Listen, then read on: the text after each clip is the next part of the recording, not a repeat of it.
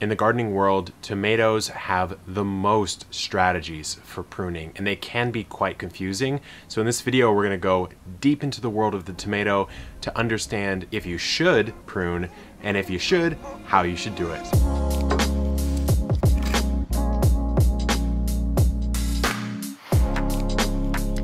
Kevin Espiritu here from Epic Gardening, where it's my goal to help you grow a greener thumb and really to prune and care for some amazing tomatoes. What we're doing in this video is less do exactly this, and it's more understanding the types of tomatoes that exist, as well as how the type of tomato affects the pruning strategy, and even how the way you decide to grow the tomato affects the pruning strategy.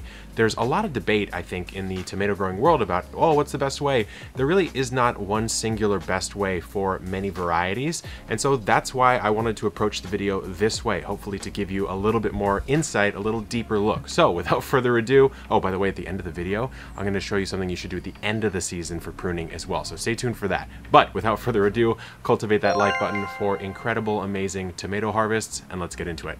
First of all, why should you even prune a tomato? What's the purpose? What are the benefits that you gain? Well, you don't have to technically, but I think myself and pretty much anyone else who has experience growing tomatoes would say that you should. The reason why is because it's multifaceted, really. You have leaves, right? So the leaves of your plants are effectively just energy factories. Now, if you have a nice, crazy, bushy tomato, well, what happens to the leaves on the interior? They're basically just getting shaded out. And so they're not really doing that much for the plant, and you can almost think of them in the world of a factory or an office as like an unproductive worker. What happens to unproductive workers? They get fired, right? And so we're gonna fire those by pruning those out and thinning that out.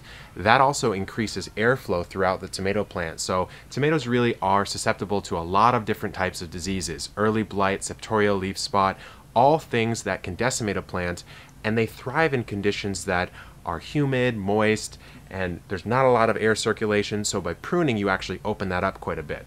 Another thing that you'll do is by pruning out the lower layer, you actually give yourself the ability to interplant down there without it being shaded out. So as a tomato grows up, what a lot of people will do is they'll also prune off some of these bottom branches, and that'll free it up, keep the disease off from the soil, and also allow them to plant in. Now let's talk about indeterminate and determinate tomatoes. The first thing we have to talk about are the categories of tomatoes, and your main two are going to be your determinate and your indeterminate, right? And so just the names alone kind of give away some of the characteristics you might expect from these two types.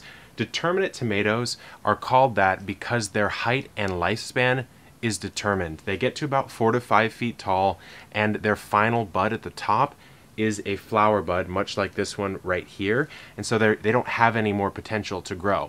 Now, determinate tomatoes are great because they grow in a short, defined growing season where the fruit often ripens at or near the exact same time. And so if you have a short growing season and you want a consistent amount of fruit to come right out at one time, determinate can be a great idea. Also, they're much more compact. So if you're short on space, they're a great idea. Now, pruning them is different than pruning indeterminate. So indeterminate tomatoes, as the name implies, their terminal bud doesn't really exist. It just keeps growing until the season kills it off. So if you're in a climate like mine and you have some space, indeterminate can be a really good idea. And when I say climate like mine, I mean San Diego Zone 10B. Some people in our climate, myself included, can grow tomatoes well into November, and I've even seen some people overwinter their tomatoes, which is really crazy, and it's just not something you think that you could do, but certainly it happens. Now, when it comes to other random types, you have things like dwarf indeterminate tomatoes, which have been bred to have a compact growing habit, but technically are still indeterminate. For the purposes of this pruning video, I'll put them in the category of determinate as far as the pruning strategy, and let's get into that pruning strategy right now. Understanding the basics of tomato anatomy is essential for pruning. So first of all, we have the main stem, and you'll know why I'm calling that in a second. This is the main stem. Now what's coming off right here? Well, this is just your basic sun leaf. This is just a leaf that's here to produce a bunch of energy to send into the next piece that we can identify right here, which is a flower bud. You've got a bunch of them right here. Of course, this is what produces our tomato fruits. Now, you'll notice this keeps going up, right? Our main leader, as we'll call it, keeps going up. But what's this? This is coming out at a roughly 45-degree angle between the main stem and a leaf node. and it looks like it kind of is producing a lot of the other pieces we've already seen. There's another leaf, there's another leaf, and it even seems like we might have the beginning of a little flower bud forming right about there.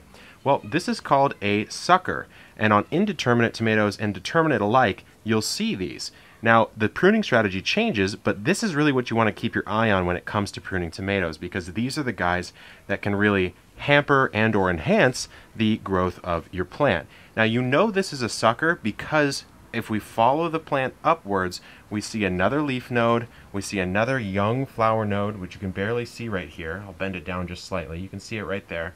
So we know that this is a sucker. The danger would be to cut this off without confirming, and then maybe you've cut off the main one and you've hampered the growth of the plant completely. I've swapped out our honking indeterminate tomato for this determinate variety that grows really well in a grow bag, provided you support it a bit. Let's talk about how to prune these because it's much easier than pruning an indeterminate.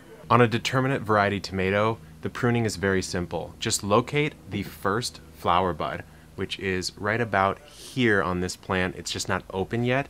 And you'll want to remove the suckers anywhere below that, and that's it. You don't really have to do anything else. I suppose if you have some leaves that are touching the ground down here, you may want to chop those off. Now, the thing about it, and you can see one of the suckers right here, is if it's young like this, you can just snap it off. And I'm going to get a little closer so you can see it. So the sucker is right here. Now, I could come through with my pruning snips and snip it, but it's so young that I can just pinch it off with my fingers, and that actually will cause a little bit less damage. If it's bigger, you do want to come through and slice it with your shears. I'm just going to remove this sunleaf right here because it is touching the ground and it's seeming like it's suffering a little bit, so we don't want to introduce disease. And finally, here's an example of the last sucker below the first flower node. This is larger, so I'm going to come through with sterilized shears and clap that off. That's it for a determinate variety, guys. You don't want to hamper it by cutting anything off above the first flower node. At that point, you're just deleting fruit from your plant, and you don't want to do that. We're just cleaning up the under canopy just slightly, letting this grow. Just remember to support this, and now let's move on to indeterminate. With indeterminate tomatoes, you have a lot more options because it is up to how you decide to grow the plant. If you wanted, you could just let it sprawl all over the ground and grow. Of course, that's going to probably introduce a little more disease. It's going to take up a lot more horizontal space, so I don't recommend it, but it's a thing that you could do. Now, the first thing I'm going to do is a basic cleanup. Before we get into talking about some of the more detailed strategies, I'm just going to take off some of this low growth that isn't really serving the plant. This leaf is just smashing right into the soil. It's not looking that good, and in fact, it does show a little bit of sign of disease, so I'll take that off. Now, the thing about indeterminates is every sucker has the ability to become a piece of the plant that produces every other piece of the plant. It's kind of like Medusa. You cut off one head and you get two more. That's kind of how suckers work in the world of tomatoes. It's kind of hard to see on this plant because it's a very large plant that is a little unruly. I purposely didn't prune it just to do it for this video, but we do have our main stem right here. Now, with indeterminates, you can prune every sucker off so you have what's called a single leader, so one main stem that's producing all of the flower buds that are producing all the fruit. You can let one sucker go, and that is a secondary main stem, so a double leader. You can go 3, 4. I wouldn't go probably past 4 because at that point there's not really a point to pruning at all. And so what I could do here is I can say, okay, here's my main leader right here.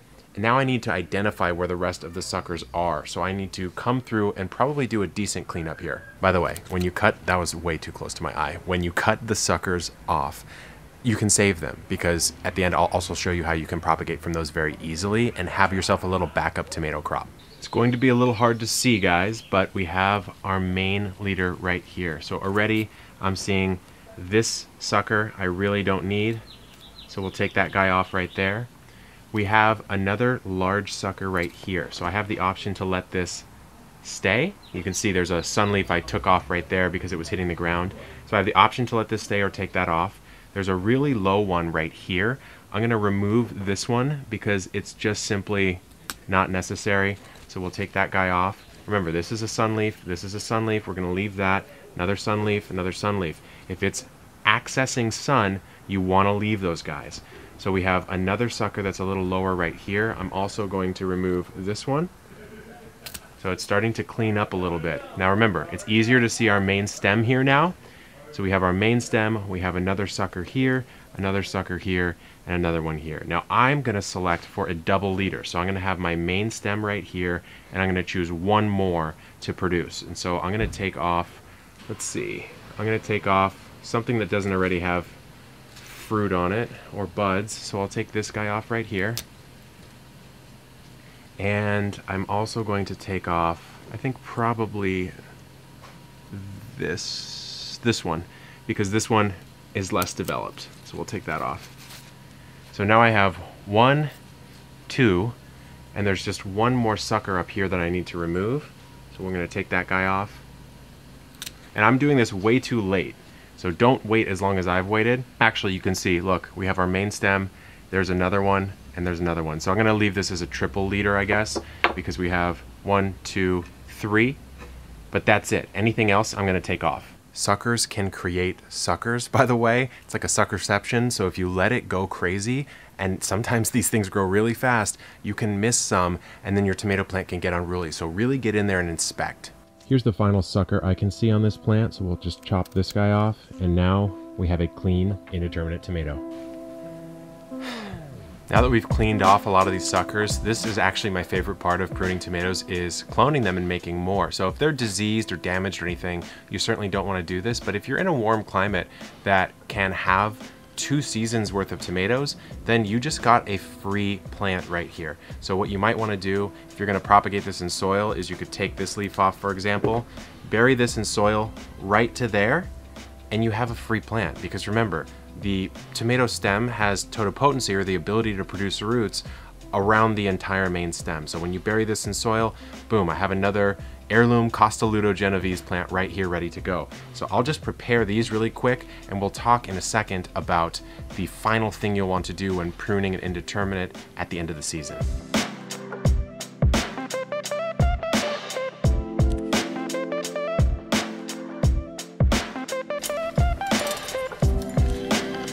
Now that our indeterminate tomato is looking a lot cleaner, it's off to a great start.